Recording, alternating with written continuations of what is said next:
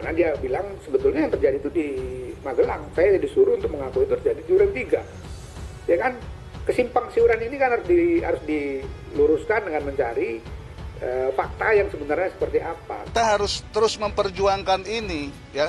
Kalau rekonstruksi nggak transparan kayak begini, ini artinya apa? Kan omong kosong semua ini, bla bla bla bla bla bla bla bla, ya. Omong kosong semua ini. Jadi kalau ditanya hukum, tanya hukum yang ngomong transparan itu, akuntabel itu apa? Apakah akuntabel itu nggak ke publik dan nggak ke korban? Saya akan berbicara dengan presiden dan atau oleh salah satu menkonya. Saya akan bicarakan ini rencana dalam waktu minggu ini. Saya tadi sudah komunikasi. Berarti harus ada ini yang segera diberhentikan dari jabatannya. Iya, sejak awal kan saya sampaikan, usut tuntas. Jangan ragu-ragu. Jangan ada yang ditutup-tutupi.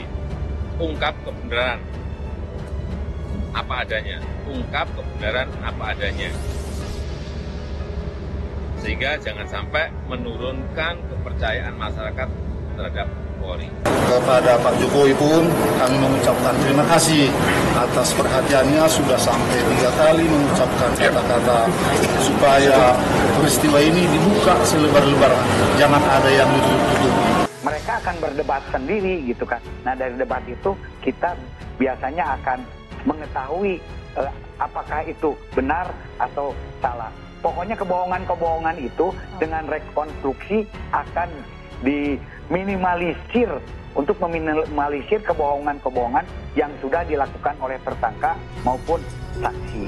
Nah, untuk membuat perkara ini supaya menjadi terang benderang, saya pikir baik melalui alasan subjektif maupun alasan subjektif, ini dua-duanya sudah cocok untuk segera menahan Ibu Putri nanti setelah selesai pemeriksaan. Mengapa perlu ditahan?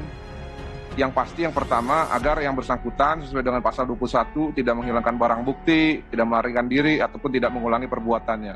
Lalu yang kedua, akhirnya ngaku juga, Putri Chandrawati disuruh Ferdy Sambo berbohong soal pelecehan seksual. Putri Chandrawati akhirnya mengaku ia diminta suaminya Ferdy Sambo untuk berbohong soal pelecehan seksual. Putri Chandrawati diminta Ferdy Sambo mengubah lokasi kejadian pelecehan seksual yang disebut jadi pemicu pembunuhan terhadap Brigadir J. Hal tersebut disampaikan oleh Ketua Komnas HAM Ahmad Taufan Damanik. Kendati demikian, Putri Chandrawati disuruh Ferdy Sambo berbohong soal lokasi pelecehan seksual.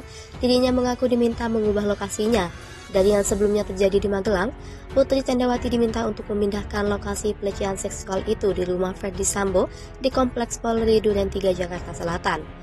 Perintah mengubah lokasi tersebut dilakukan untuk memuluskan skenario pembunuhan berencana terhadap Brigadir J yang dibuat Ferdy Sambo. Diketahui, Brigadir J dituduh melakukan pelecehan seksual terhadap Putri Chandrawati. Hal itulah yang disebut Ferdy Sambo menjadi motif pembunuhan berencana terhadap ajudannya Nofriansah Yosua Huta Barat. Sementara itu, laporan pelecehan seksual tersebut telah dihentikan penyidikannya oleh Polri karena tidak ditemukan unsur pidana. Status Putri Chandrawati juga telah berubah dari korban menjadi tersangka pembunuhan berencana terhadap Brigadir J. Meski demikian, Putri Chandrawati bersikukuh menjadi korban pelecehan seksual saat jalani pemeriksaan Bareskrim. Ia juga menolak untuk disebut terlibat dalam perencanaan pembunuhan Brigadir J yang diotaki oleh Ferdy Sambo. Meskipun Putri Chandrawati telah mengungkapkan soal pelecehan seksual tersebut, pengakuannya tetap harus dibuktikan. Menurut Taufan, hal ini agar tidak terjadi kesimpang siuran yang terjadi layaknya di awal kasus Brigadir J mencuat. Ketua Komnas HAM juga khawatir jika pengakuan Putri Chandrawati berubah lagi di kemudian hari. Bukan cuma diberhentikan tidak dengan hormat, Ferdy Sambo juga dijatuhi hukuman ini di Makobrimob. Sidang Komisi Kode Etik Irjen Pol Ferdy Sambo berlangsung sekitar 18 jam lamanya, dimulai dari Kamis pukul 09.25 dan berakhir pada pembacaan putusan pada Jumat dini hari pukul 02.00 WIB. Sidang KKEP memutuskan untuk menjatuhkan sanksi berupa sanksi pemberhentian dengan tidak hormat atau PTDH terhadap Ferdy Sambo karena terbukti melanggar kode etik kepolisian. Selain PTDH, Ferdy Sambo juga dijatuhkan sanksi penempatan khusus atau patsus selama 21 hari di Makobrimob. Sanksi berikutnya pelanggaran etika karena melakukan perbuatan tercela. Hasil putusan sidang Komisi Kode Etik Polri, Irjen Pol Ferdy Sambo terbukti melanggar kode etik. Setelah putusan dibacakan, Ketua Komisi menanyakan kepada Ferdy Sambo apakah menerima putusan tersebut. Di hadapan Komisi Sidang, Ferdy Sambo mengakui dan menyesali semua perbuatan yang telah dilakukan. Fedi juga mengajukan haknya untuk mengajukan banding dan siap dengan segala putusannya. Dalam kesempatan itu, Sambo juga menyampaikan permintaan maaf kepada sejawatnya. Sidang etik Polri dipimpin oleh Kabintelkam Polri Komjen Pol Ahmad Doviri, dihadiri oleh Fedi Sambo dan 15 orang saksi. Ke-15 saksi yang dimaksud Brigjen Pol Hendra Kurniawan, mantan Karopaminal, Brigjen Pol Beni Ali, ex-Karoprovos, Kombes Pol Budi Hardi, Kapolres Jakarta Selatan nonaktif, Kombes Agus Nurpatria, ex-Kaden Abiro Paminal, dan Kombes Susanto, ex-Kabagakum Provos Div Propam. 5 saksi lainnya yakni AKBP Ridwan Soplanit, AKBP Arif Rahman, AKBP Arif Cahya, Kompol Cuk Putranto, dan AKP Rifaizal Samuel. 2 saksi dari Patsus yakni Hari Nugroho dan Murbani Budi Pitono. 3 saksi lainnya adalah tersangka kasus pembunuhan Brigadir J, yakni Barada Richard Eliezer, Bribka Riki Rizal, dan Kuat Ma'ruf. Jangan lagi pura-pura sakit, duh malu boroknya terbongkar. Terancam dihukum mati meski punya surat sakti, pakar psikolog sebut Putri Candrawati bisa dapat keringanan hukuman meski suami salah jujur. Putri Candrawati akhirnya kembali muncul setelah ditetapkan sebagai tersangka. Putri Candrawati ditetapkan sebagai tersangka kasus pembunuhan Brigadir J. Hari ini Jumat 26 Agustus 2022, Putri Candrawati mendatangi Barreskrim untuk menjalani pemeriksaan. Istri Fedi Sambo diduga melewati jalur lain untuk masuk ke gedung Barreskrim Polri. Dikutip dari tribunnews.com dari tayangan eksklusif TV One, Putri Candrawati tiba di Barreskrim Polri sekitar pukul 11.15 WIB. Putri Candrawati, istri Fedi Sambo, sudah berada di Barreskrim Polri Jakarta untuk menjalani pemeriksaan sebagai tersangka kasus tewasnya Brigadir Nofriansah Yosua Huta Barat atau Brigadir J, Jumat 26 Agustus 2022. Pernyataan itu disampaikan Arman Haris, kuasa hukum Putri Candrawati.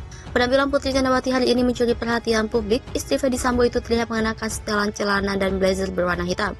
Sebelumnya, Polri menyebut alasan Putri tak ditahan meski ditetapkan sebagai tersangka lantaran memiliki surat sakti dari dokter yang berkaitan dengan kondisi mentalnya. Namun baru-baru ini pakar psikolog menyebut Putri juga bisa mendapat keringanan hukuman dengan 2 cara ini. Pakar psikologi forensik UI Reza Indragiri menyebutkan Putri Candrawati yang menjalani pemeriksaan tim sus Polri pada hari ini Jumat 26 Agustus 2022 harus jujur soal kasus pembunuhan Brigadir J atau Brigadir Nofriansah Yosua Huta Barat. Apalagi, kata Indra, posisi dia tersangka dengan ancaman hukuman mati. Lantas ia pun menyebutkan kejujuran yang harus istri Fedi Sambo itu lakukan yang paling tidak bisa membuat hukumannya lebih ringan. Lantas apakah Putri memang mengalami gangguan kejiwaan? Indra tidak dapat begitu saja menyebut Putri Candrawati mengalami gangguan jiwa hingga menyebabkan pemeriksaan dirinya sempat tertunda beberapa kali. Untuk itulah, kata dia, harus dipastikan Putri Candrawati memang mengalami gangguan jiwa dan penyebabnya apa. Pemeriksaan terhadap Putri Candrawati dijadwalkan pada hari ini pukul 10.00 WIB di Barreskrim Mabes Polri Jakarta Selatan. Salah satu poin pemeriksaan penyidik terhadap istri ex-Kadif Propam Polri itu ialah motif pembunuhan Brigadir J di Duren 3 pada 8 Juli 2022. Sebagaimana diberitakan Kompas TV sebelumnya, Putri Candrawati telah ditetapkan sebagai tersangka pembunuhan Brigadir J bersama 4 orang lainnya, yakni Irjen Fedi Sambo, Barada E atau Richard Eliezer, Bribka RR atau Riki Rizal, dan Kuat Ma'ruf. Mereka dijerat pasal 340 KUHP tentang pembunuhan berencana, subsidi pasal 338 KUHP, junto pasal 55 dan pasal 56 KUHP. Berdasarkan keterangan Direktur Tindak Pidana Umum Barreskrim Polri Brigjen Pol Andi Rianja Jadi pada Jumat 19 Agustus 2022, Putri Candrawati terekam kamera pengawas atau CCTV yang diperoleh di dekat tempat kejadian perkara hingga pos satpam dekat rumah dinas Kadif Propam Polri. Putri juga disebut berada di lantai 3 rumah dinas tersebut ketika Fedi Sambo menanyai kesanggupan Bribka RR dan Barada Richard Eliezer untuk menembak Brigadir J.